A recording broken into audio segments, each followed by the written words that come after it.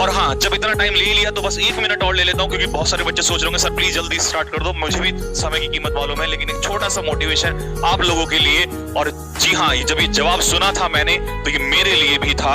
ये मेरे एक स्टूडेंट ने मुझे एक ऐसी बात बोली थी कि उसकी बात सुन के मेरा भी रोंगटे खड़े हो गए थे। शायद आपके दिलों में बात छू जाए तो आंखें नींद से उतार के फेंक देना और बस कॉपी पेन लेके लिखते रहना साथ के साथ, क्योंकि सुनने से शायद तुम्हारे दिल में वो बात बैठ जाए जो तुम्हें अगले 10 दिन तक मोटिवेट रखे। जी हाँ, मेरा एक स्टूडेंट था अमनदीप बिस्ट, जो IMA से पास आउट हुआ अभी रिसेंटली, अरुणाचल में उसकी पोस्टिंग है। तो अभी मैंने 2 महीने पहले उसका इंटरव्यू लिया था, तो मैं उसके साथ बातचीत कर रहा था। मैंने कहा अमनदीप कि तुम स्टार्टिंग में इतने अच्छे नहीं थे, लेकिन तुम सडनली, क्योंकि वो एक एवरेज स्टूडेंट था, तुम सडनली इतना कैसे और एकदम से सिलेक्शन IMA के लिए, ऐसा क्या तुमने चेंज किया? तुम तो क्लास में लास्ट में बैठा करते थे, अपने दोस्तों के साथ मौज मस्ती किया करते थे, ऐसा क्या रहा कि जो अचानक से तुमने एकदम से बैक टू बैक एग्जाम्स निकालने स्टार्ट कर दिए? मैं तो बहुत गालियां देता था तुम्हें, क्लास में ही बोलता था, लेकिन तुम नहीं पढ़ते थे, फिर भी ऐसा क्या रहा?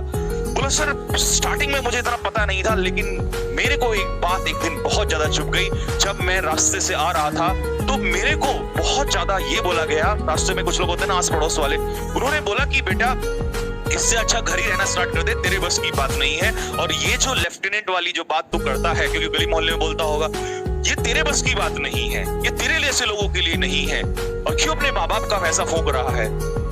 बोला सर मेरे को बोल दिया होता ठीक है, लेकिन उस दिन जो ये माँ बाप वाली जो कुछ और लैंग्वेज उन्होंने बोली थी वो बर्दाश्त नहीं हुई, वो चुभती चली गई।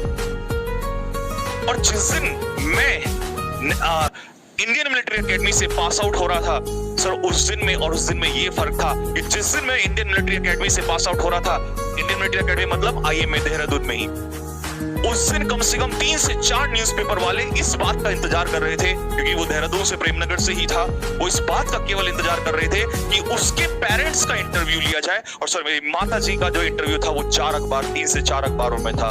बस उसी दिन अमनदीप बिस्ट की लाइफ जो सक्सेसफुल हो गई थी। अब मैं जा रहा हूँ अरुणाचल प्रदेश, मुझे क्या मिलेगा या नहीं मिलेगा लाइफ में, that's a different thing, but मैं अपनी लाइफ को सक्सेसफुल समझ चुका हूँ, क्योंकि मेरी वजह से मेरे माता पिता का इंटरव्यू 4 अखबारों में आया और पूरा देहरादून, पूरे आसपास के लोग उन्हें जान चुके हैं। और आज जब वो घर से बाहर निकलते हैं तो ऐसा लोग उन्हें कहते हैं कि अमनदीप बिस्ट, लेफ्टिनेंट अमनदीप बिस्ट के माँ बाप जा रहे हैं।